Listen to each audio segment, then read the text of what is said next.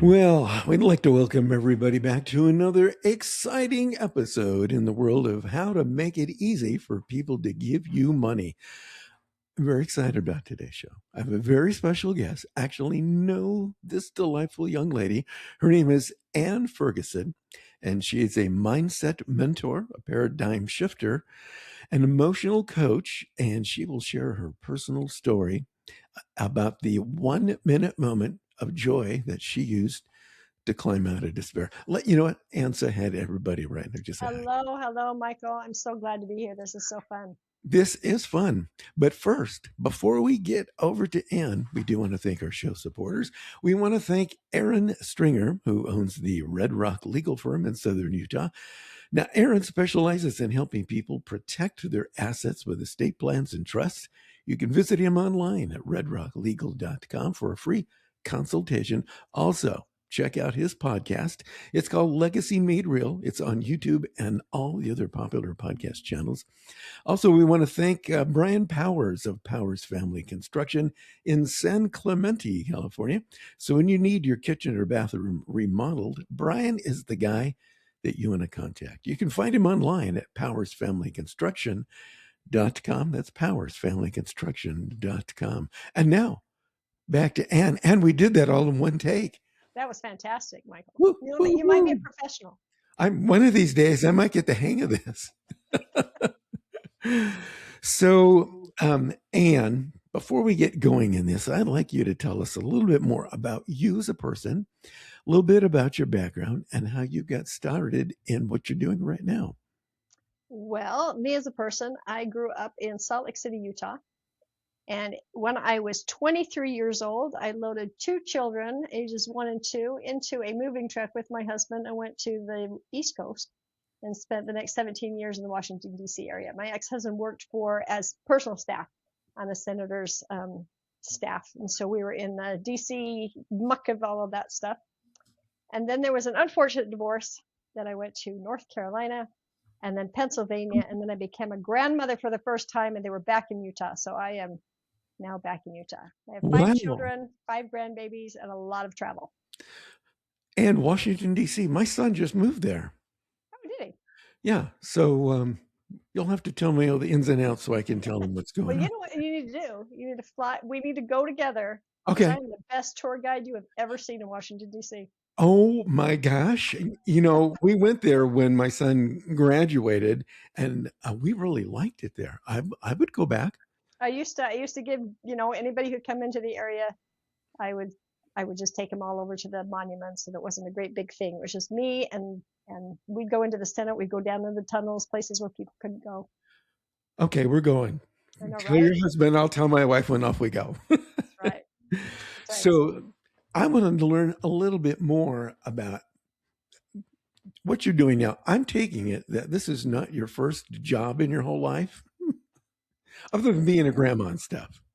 Well, no. So what's really fun is that one of my daughters in school, they asked, what do you want to be when you grow up? And her answer says, why do I have to choose? My mom didn't. Oh my gosh. Because I've been a preschool teacher. I've been a medical transcriptionist. I did classical ballet teaching for 7 years. I've been an insurance agent and a real estate agent and a bookkeeper and addiction recovery specialist, and now a mindset trainer. Well, that's quite a journey to turn all of that into a mindset mentor and a paradigm shifter. That is not a shapeshifter, but an actual paradigm shifter. No, literally very, very much I shift the paradigms that we operate in that are not helping us into those paradigms that actually feel more truthful and more grounded. You go, oh, that's what all of this meant. This is how I need to look at this. Well, let's talk about that, because I've had some paradigm shifters on the show in the past. And tell us a little bit more about what you do in that genre of paradigm shifting. So I have a company called Belief Matters. And in that, there is both mindset work and emotional work, and we team those together. I find that a lot of people with mindset, when they can't make things happen, even though they're doing all of the mindset work and doing all the positive thinking, the reason for that is because they can say I am successful, but in their heart, they're still sitting in, that's not true. That's a Yeah. lie, doubt and belief. And so one of the things that I do is take the idea that it's not just about our mind. There's an emotional place that we have to get to and then put that positive thing on. And now we're in alignment and now things happen. The problem is that most of us don't have emotional vocabulary. So we don't even know how to feel successful. We say, well, I haven't been successful, so I'm not successful, so I can't feel successful. And I say, and have you ever been on a soccer field and you shot the goal and you felt successful at shooting a goal? Because you Mhm. do know what success feels like. If we go back into a memory, you can actually access the very feelings that you need to project into your future to make things happen. But we're not trained that. And Oh, so I like. there's a lot of neuroscience that I do. Are we not trained in that because our parents didn't teach us and maybe they taught us something else? As I Well, correct. In the very rudimentary way of explaining this, back in World War II, I, they were absolute innocents when they went over. And what I mean by that, I read an autobiography of a man who was age 20 when the war broke out, 20s. And he talked about how he and his friends were so excited that they were going to be soldiers. They were going to fight the big evil. They were going to save their families. It sounded like cowboys and Indians, yeah. right? And then I'm like, why was he so excited? And I realized, oh, they had no media. He had never seen a body blown up Oh, that like makes we sense. have. There Yeah. was no desensitization whatsoever. Like it was just that what they saw is they'd go to the movies and they'd see the heroes parade as part of that like little newsreel that would happen before the videos, Oh, right? yeah. That was the perception. And so now these kids go over and they see things that no one should ever have to see. But on top of that, they actually have to do things that's against every moral code that they have ever grown up with. And what we know now is it triggers what's called PTSD. Right. The only way to survive is to not be aware of anything you're feeling. Because if you be aware of how much fear you have as you're about to run past that field, you're not going to even move, right? And the Right. other thing that happened, there's a couple of things. Another one is you obey your commanding officer without question, or you do not make it home. We still have this thing about authority is starting to change now, but Mhm. you don't question authority, right? That came from World War II. The other thing that came, ready? I'm preparing you for the world, says our parents, because their parents, who are my grandparents, were not prepared for the world. Suck it up. Just rub dirt on it. Get it done. Yes. Don't be a wimp. All of those things are coming from that generation. Now, I know people didn't have access to feelings before that, but we have an entire generation worldwide that went into PTSD. Because even if you weren't on the battlefield, you were a woman at home. When you don't have your man there and you're doing all of the things that you have to do, there's a hardness, there's a shell that a woman puts on until she's safe and can let go again. And so there's this toughness that women got, and they didn't know how to come out of that. So those are my grandparents who taught my mom and dad, suck it up, buttercup. I'm prepared for you for the world. Grow a thick skin. Just do it. They didn't get an emotional vocabulary. Yeah. So they taught me, suck it up, just deal with it. Now, here's where the big shift comes. I'm a Gen Xer. Okay. I literally have lived in the old world pre-internet, and I now live in this moment where we are interneting. Hmm. My children were about 5 when the internet happened. So they've actually grown up with some other authority besides what I grew up with. Mine was my mom, my dad, teacher, doctor, encyclopedia. Those are my sources of authority. Wow. And now here we have a generation with the internet where they know that I don't know everything, right? And so they're feeling in a way that we were never taught to feel, and we don't have the actual vocabulary. So another way to picture this, an infant when they're little, they go wah, wah, wah, and caregiver comes. Caregiver takes care of their physical needs and their nervous system. That's what the hugging and the holding, the rocking, Right. right? When a child is around 2 years old, they realize that the verbalization does something. You get what you want. And when they're trying to verbalize and nobody's listening to them, they start to tantrum until mom says, use your words. I need a drink of water. And as soon as the child can say, I need a drink of water, those tantrums stop. They're able to communicate, right? Right. Because Yeah. now they have vocabulary. The problem is because our parents didn't have emotional vocabulary, and neither do we, what we as adult humans do is we run around showing that we're upset so that caregiver comes and takes care of us. We don't know how to say, I don't trust you right now. I don't feel safe. We don't have the words. So the example in this, to really pull it all together, is my granddaughter. She came over to my house and we had a great little dinner where we made little pizza bagels and she helped me. And then we were going to have dessert. And we go to the freezer because I made her favorite sorbet and it was frozen. We go to the freezer and I open up and I went, oh, ADD moment. I put the entire thing in a 9x9 casserole dish. There is no individual servings. Right? I'm like, oh, honey, we're going to have to wait. I'm so sorry. So 6-year-old child who wants a dessert that's been promised to her starts to throw a fit. Now, in my brain, I'm looking at this child who looks just like my daughter at age 6. So I trigger back into my early motherhood self who says, stop that right now or you're going to go to your room. Right? Oh, yes. Oh, yes. But I didn't because I'd worked so hard on this emotional vocabulary. I heard myself say, stop it. I went, stop it, stop it, stop it, stop it. And I looked at her and I said, hey, are you upset? Because you look like you're really upset. And she goes, yes, you tricked me. Oh, I go, oh, I tricked you. I go, did I trick you because I said, let's go get dessert and now you can't have it? She goes, yes. And that is mean. oh my God. And I said, you know what, honey? If I wanted to see you be upset, and so I tricked you so that I could make you upset, and that made me really happy, that is mean. That would be really mean. But that's not what I did. Let me show you. So I gave her a spoon. And by the way, I felt like I had just climbed Mount Everest of emotional maturity right there. I didn't send her to her room. I met her where she was, right? So I give her a spoon so that she can see that it's solid, and she finds out, and now she throws a bigger fit. And Michael, I was exhausted because I had just changed everything I knew about how to handle a child. Yeah.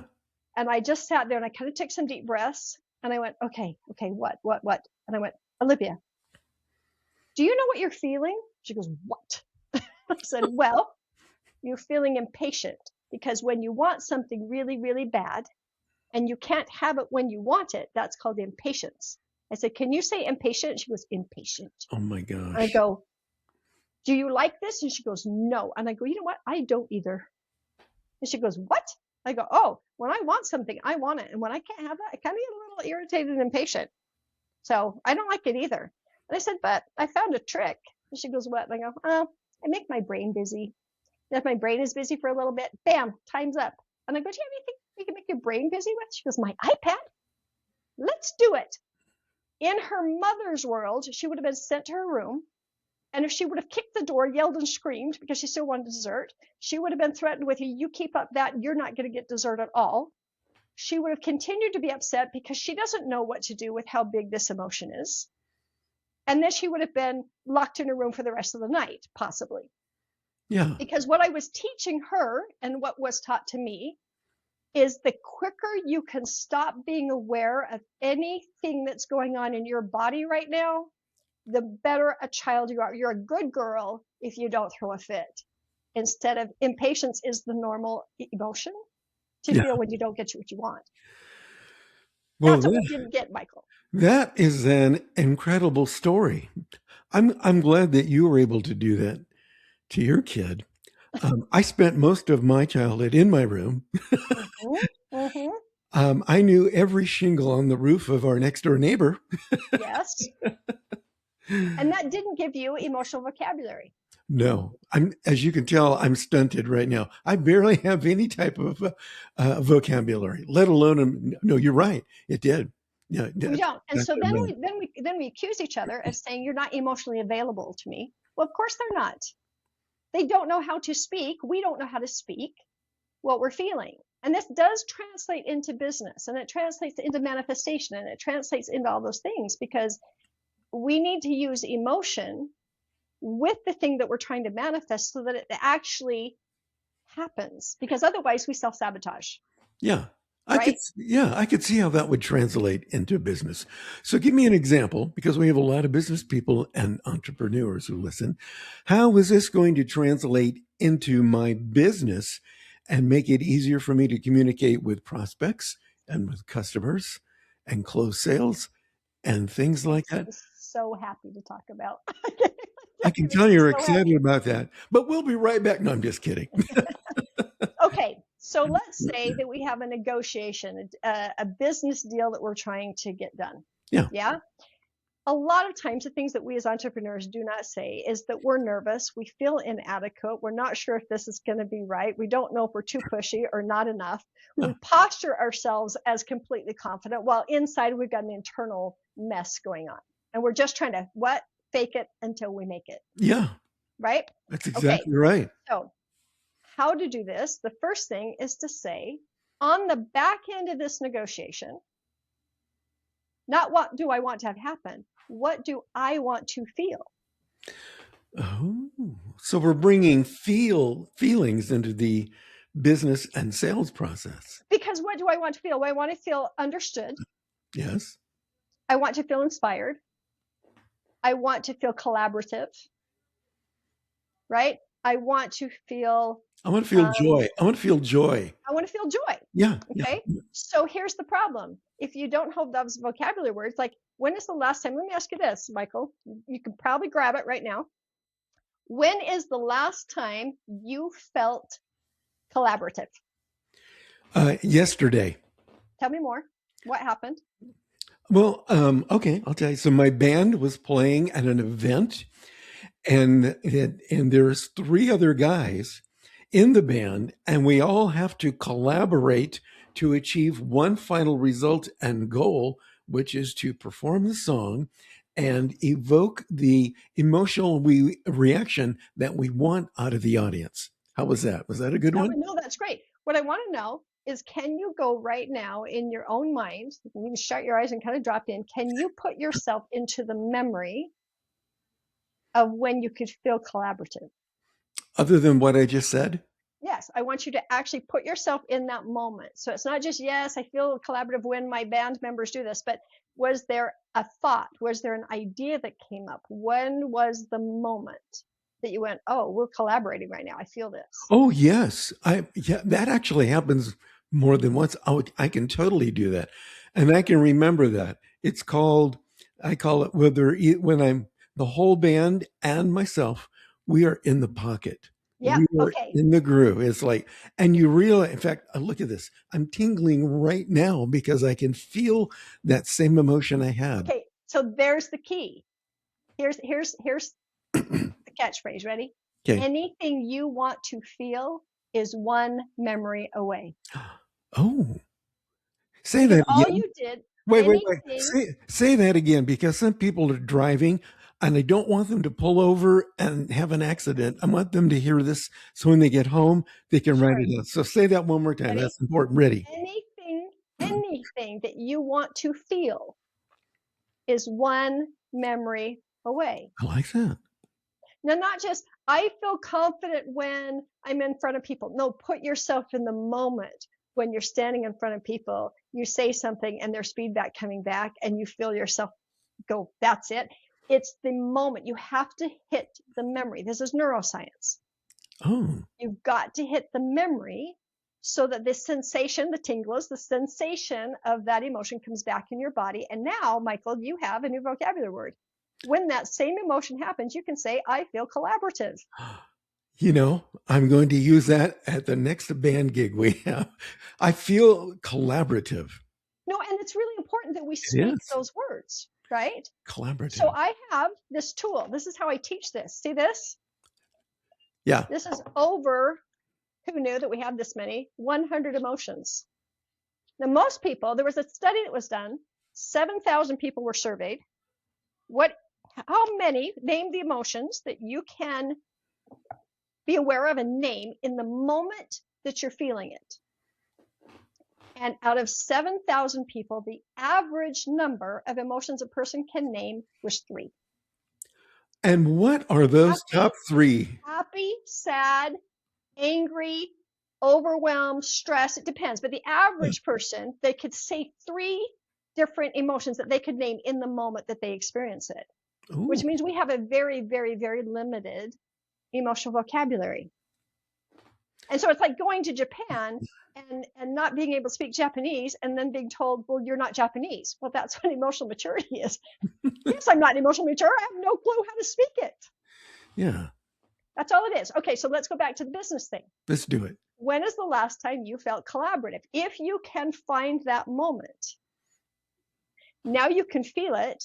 And now, as you envision, as you do the things that you do to manifest and to have the mindset, you see yourself walking out of that business meeting feeling completely collaborative, and how wonderful that association is and how excited you are. So you project the actual physical sensation into the future event. Now, what happens is when you meet, all of the things that need to happen so that that is your experience on the back end now shows up for you. And you don't reject it because you're already comfortable in your body with the emotion of collaboration. So, in a roundabout way, would I be experiencing the emotion of joy when I'm feeling collaborative, or Yes. joy and fulfillment when I'm feeling collaborative? Yes. And let me tell you why. It's Yes. because we believe, unfortunately, that joy is elation. Joy is not elation. No. Joy is the magnification of any other good emotion. And so that's why we can be joyful. So you can feel collaborative, or you can actually experience the joy of collaboration because you've been willing to feel what this feels like in the moment, how good it is. Okay. That's joy. So let's go back to the big word you used, elation. So it Mm-hmm. seems to me that elation, we can feel elated about something, but that's a temporary fix. Yep. Joy is something that is long lasting or permanent. No, because No? I can be joyful in one moment and life can suck in the next. I mean, literally, we have so many emotions at all times. Okay. Okay, but here's the difference. When I talk to people and I have them recount a memory, out of these, there are positive and negatives. The negative emotions, they can retrieve like this. Okay. The positive emotions, it takes a while. This is why. It's because memories are made with a huge emotional response or a large emotional response teamed with an event. So our negative experiences are big, right? Okay. Right. The moment of collaboration, you didn't even know how delicious that felt until we just went into the memory. You actually passed it up. Yes. You didn't store it as this is a wonderful moment. I am collaborative with a group of very talented musicians. You don't capture it. And so we don't know how to access it. Therefore, we don't know how to really feel joy. We keep waiting for situations and people to do what they've got to do so that we're not stressed, and that should equal joy. Okay. Joy is actually our responsibility. And we're going to have the and moment. Okay. And you were collaborative, and that felt wonderful. And there may have been something else that's either in your day that didn't go well or that's going into your future. And you have this joyful moment and you go into that, and then the joy kind of dissipates. That's normal. Okay. So it's not a long lasting, but it is accessible when you know how to have joy. Okay. So let's go back to a business scenario. Yep. How can I apply that into a business? Let's say that I'm a salesperson. I'm going out and I'm meeting with a prospect. I might be a Mm-hmm. little bit nervous. I might be a little bit, maybe I'm not quite prepared, but I'm brave enough and I'm going to go do it. And And, there's fear of failure. There's I, usually fear of failure at some right, level. risk of failure. But, I have been successful in the past. How Mm-hmm. can I access, I hope I'm phrasing this right, the memory of that success and then apply it to what I'm about to do in this business situation? First of all, it's intentional. You have to, before you go and knock on the door, Right. you sit and you go, when is a time and we're just going to go door to sales like Vivint or the bug people or whatever for a Sure. minute. Sure. When is a time when somebody opened the door and I got to share with them exactly what I wanted to, and it was just a wonderful moment. Like, it's the moment that lights me up, that makes me want to do this. You find the memory, you get all excited, you allow yourself to feel it, and then Right. you knock. Part of the reason for this, Michael, is because emotions in us, they vibrate outwards. If you've ever gone into a room where two people have been arguing and they're not anymore, and you walk in the room and you know it's not good. Oh, yes. Yeah. Okay. That's because we emote. Emotions are actually vibrational energy that goes out from us, Right. right? So if my emotional vibration is success and it's happiness and it's serving and it's helping and all of that, when you open the door, you feel from me, not the nervousness, not the inadequacy, not the risk of failure. You feel from me the joy of this product. And it's not even fake. Right. So they pick up on that emotion and they start to resonate with it. So that's a really good point. So I know we have a lot of folks that are starting a business, thinking about starting a business. Maybe they've started a business and they come home at the end of the day and they think, oh my gosh, I think I've made a horrible mistake. I should go back and get my job back at Walmart because this is too hard. I'm an abject failure. What in the world was I thinking? And their whole mindset goes right down the toilet. Well, not only that, but their memory, because they're ruminating on it, Right. that memory of being a failure gets enhanced. Yeah. We need to get rid of that memory. So what you're saying, we don't necessarily get rid of the memory. What we do is focus on the positive one. right. So we need to stop ourselves and realize, okay, I'm totally giving off negative vibes here. Need to go back and capture that memory of success and then feel it. What was the word you used? What was it? Emote. We emote. Emote. We need to emote it. But here's the thing about, I need to just stop feeling this emotion. No, what you need to do is challenge it. Okay. So we have this feeling of, I'm a failure, I suck. What was I thinking? My parents are right. My head's in the clouds. All the naysayers are correct, right? We have all of that going on. The next thing you do is you challenge it and say, is that the absolute truth? I love it. If it is not the absolute truth, that's when you go to the memory that's going to give you the truth. And in the last 2 remaining minutes we have, I want to say that this has been a delightful experience. And number 2, would you be willing to come back and give us another shot on another show? So much, yes. This was really good. And I hope the people listening today or folks that could really use this, actually anybody can use this, but if you find yourselves in the depths of despair, go back and listen to this thing again. And I want to have you back. But in the meantime, and if somebody wants to talk with you live and in person, how can they get a hold of you? I know you've got a website. Give us your website and all your contact information. So this is the first step, Michael, is that you go to beliefmatters.com. Okay. And on there is a free training for 7 days about how to actually do this, capture those memories so that you can use it. Wait, and a free training for 7 days? Free training, and you get a very short little video of me every single day just saying, hey, on day 3 you're going to feel like this, so let's get to day 4. And so there is a training that goes on. Start there, and then I'll be back and we'll tell you what else to do. But so give me your phone number. Give us your phone number. Well, I can give you my email address. And give me your email. Do that again. And at beliefmatters.com. No E. ANN at beliefmatters.com. Great. That's how you can email me. Okay. And then go to my site and sign up for this 7-day free Moment of Joy training. Beliefmatters.com. And Ferguson, what a joy and a delight you have been today. I can't wait for round 2.